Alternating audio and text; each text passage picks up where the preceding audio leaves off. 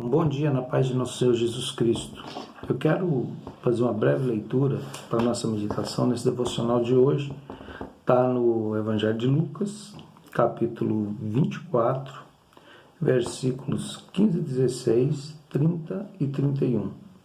Diz assim a palavra: E aconteceu que indo eles falando entre si e fazendo perguntas um ao outro, o mesmo Jesus se aproximou e ia com eles. Mas os olhos deles estavam como que fechados, para que o não conhecessem. O verso 30 fala assim: Aconteceu que, estando com eles à mesa, tomando pão, o abençoou e partiu e lhe deu. Abriram-se então os olhos e o reconheceram, e ele desapareceu. Os discípulos insistem e comentam uma coisa, olha: E disseram um para o outro: Porventura não ardia em nós o nosso coração quando pelo caminho nos falava, quando nos abria ou nos ensinava as Escrituras? Existem algumas coisas que cegam os olhos, até mesmo daqueles que são discípulos de Cristo. Uma das coisas que nós comentamos que cega os olhos é justamente a incredulidade. A incredulidade é algo que tem um poder extraordinário de cegar os nossos olhos. Outra coisa que cega os nossos olhos é a distração. Às vezes, por mais que nós tenhamos a preocupação de estar servindo a Cristo, mas nós deixamos nos distrair por muitas coisas, como Marta deixou acontecer, e foi repreendida por Jesus.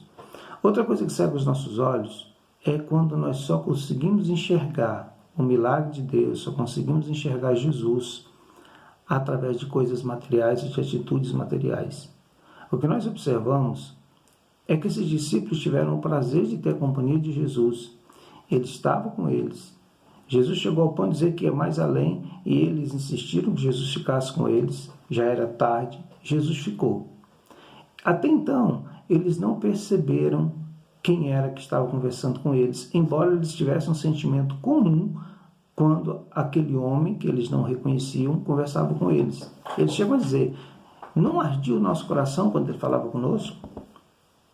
E nem eles sentindo uma presença diferente, uma ação diferente do Espírito na vida deles, eles não conseguiam ligar, entender e reconhecer que era Jesus que conversava com eles.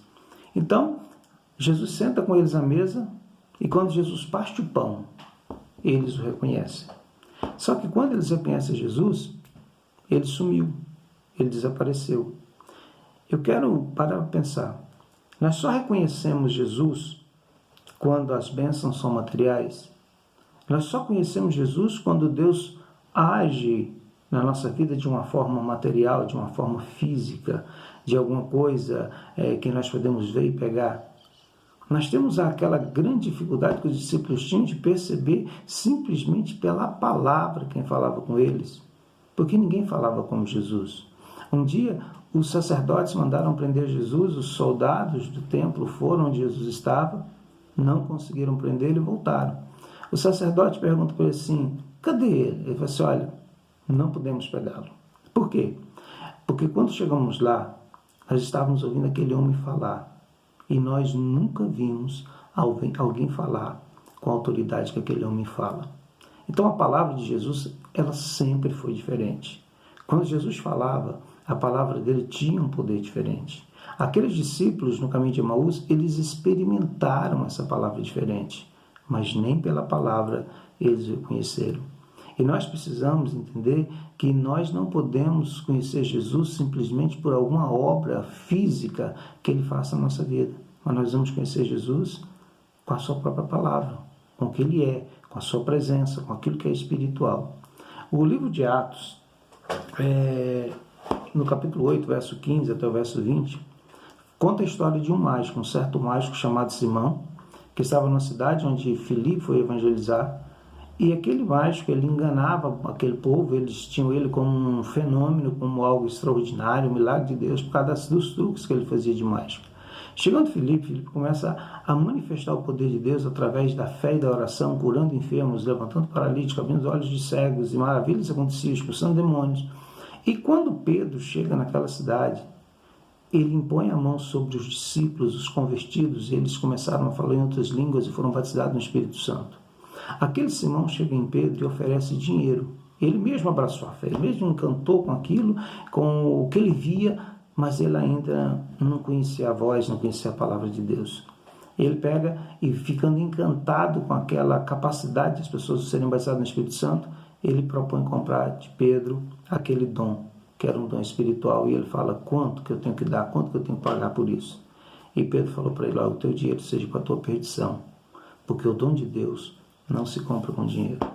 Eu quero te falar uma coisa: as coisas mais extraordinárias que nós temos no Evangelho não são palpáveis, não são visíveis, não são tocáveis. O apóstolo São Paulo escreve assim, quando ele escreve a Timóteo, capítulo 6, o verso 5 e 6, ele fala assim, que nós não devemos estar presos às coisas visíveis, porque aquilo que nós vemos é temporal, aquilo que nós não vemos é eterno. As bênçãos que nós recebemos, palpáveis e materiais, é Deus realizando o desejo do nosso coração. Então Deus, ele está preocupado com aquilo que é eterno, aquilo que não acaba, aquilo que não passa. Nós nos preocupamos com o temporal. E nós devemos tomar cuidado para que o temporal, ele não venha assumir a primazia da nossa fé e da nossa comunhão com Deus. Nós precisamos tomar cuidado para que o temporal não venha ser a ênfase daquilo que nós queremos receber de Deus.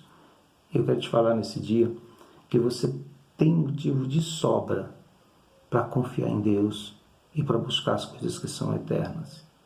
Nem tudo o que nós pegamos é o verdadeiro milagre de Deus. Existem coisas na sua vida que acontecem que são verdadeiros milagres, verdadeiro livramento. Eu gosto quando as pessoas falam assim: olha, eu passei por um livramento, eu vi, Deus tirou um acidente, Deus evitou uma coisa de acontecer e tal. Eu quero te falar uma coisa: você já parou para pensar quantas vezes Deus já livrou a minha vida e a tua vida e nós não tivemos conhecimento disso? Nós não vimos isso acontecer? Foi um milagre, foi um cuidado de Deus. Mas nem todos os milagres são visíveis, nem todas as bênçãos são visíveis. Eu quero falar para vocês: os discípulos só conseguiram reconhecer Jesus quando ele fez um gesto que era natural eles verem nele. Só aquilo que os olhos humanos deles podiam ver. Mas já era tarde, Jesus já estava indo embora. Eu quero te falar uma coisa: cuidado para você não ficar preso com bênçãos e com coisas e com procuras materiais, com dinheiro e com bens daqui. E quando você resolver acordar, que você reconhecer Jesus, seja tarde demais. A Bíblia diz que Esaú, ele vendeu a bênção dele por um prato de sopa. O Novo Testamento diz assim: e mesmo depois ele arrependendo e querendo conseguir aquilo de novo com lágrimas, ele não conseguiu mais. Já havia passado de hora, já havia perdido e não havia mais chance. Pega esse dia de hoje, valorize as coisas espirituais, valorize o que Deus tem feito de extraordinário na tua vida e glorifique a Deus pelas suas bênçãos. Não espere para reconhecer a Deus num resultado financeiro, não. Reconheça a Deus pela palavra, pelo que Ele fez na tua vida, pelo batismo no Espírito Santo que Ele te deu, pela cura divina que você recebeu. Uma cura de um câncer não tem preço. Uma cura de uma enfermidade não tem preço. Então não dá para pesar o milagre e as bênçãos de Deus simplesmente naquilo que nós podemos pegar. Mas nós podemos ver o milagre de Deus naquilo também que nós não podemos enxergar. Todas as coisas cooperam para o bem daqueles que amam a Deus e são chamados pelo seu propósito. Tudo, até mesmo a tua luta, pode ser um livramento de Deus na tua vida, um milagre que Deus tem feito em você. Agradeça a Deus pela vida, agradeça a Deus pelo dia, enfrenta as suas lutas de hoje, mata o teu leão de hoje e entenda que Deus nunca te deixou sozinho. Isso é milagre. Reconheça Jesus, mesmo naquilo que é invisível. Que Deus abençoe você nesse dia, em nome de Jesus.